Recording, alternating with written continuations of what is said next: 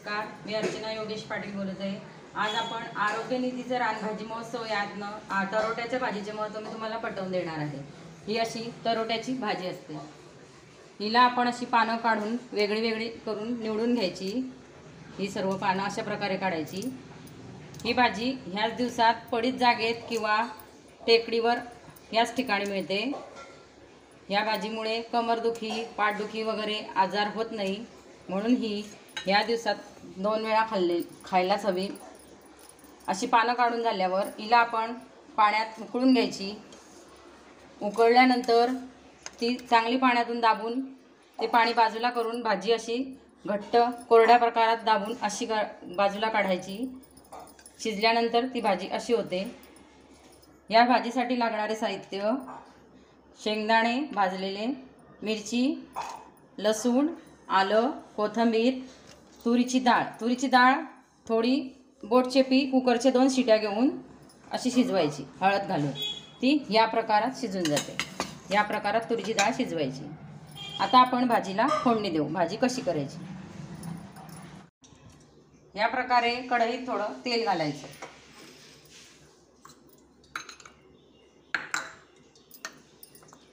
तेल गरम झाल्यावर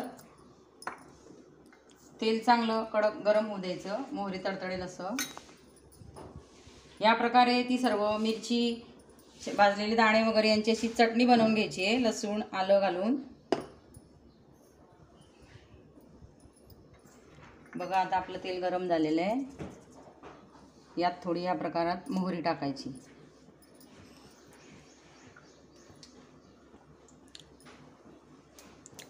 मोहरी आता फुटल्यानंतर थोडं जिरं घालायचं।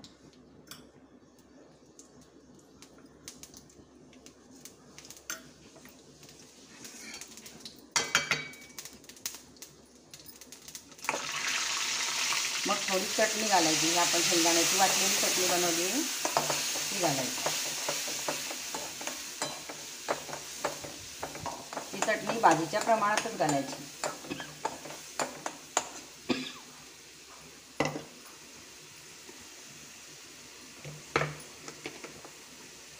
मीठ,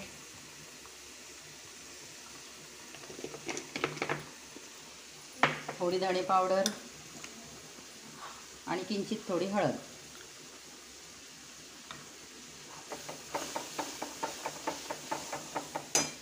थोडंसं लाल तिखट बारीक।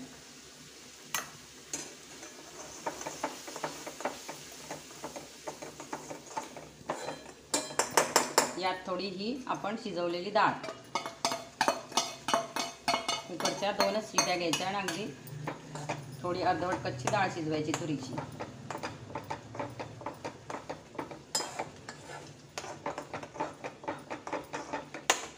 डाळीला गटका आल्यावर मग ही भाजी चांगली अशी मोकळी करून त्यात टाकून द्यायची, पानं पानं करून।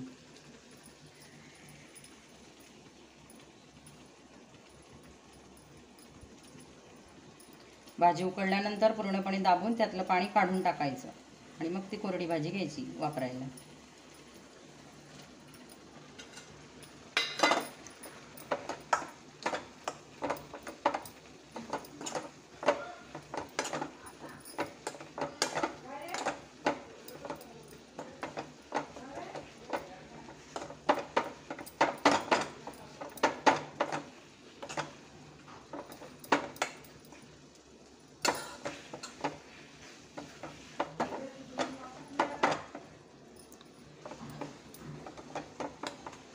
या प्रकारात ही आपली भाजी अशी तयार होणार।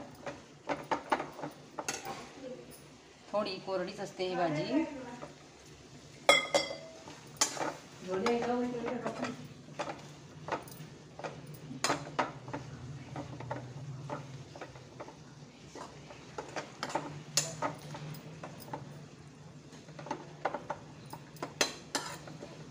बघा ही भाजी या प्रमाणात आपली तयार झालेली आहे।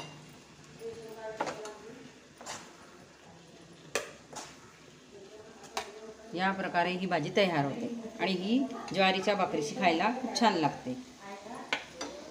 कच्चं तेल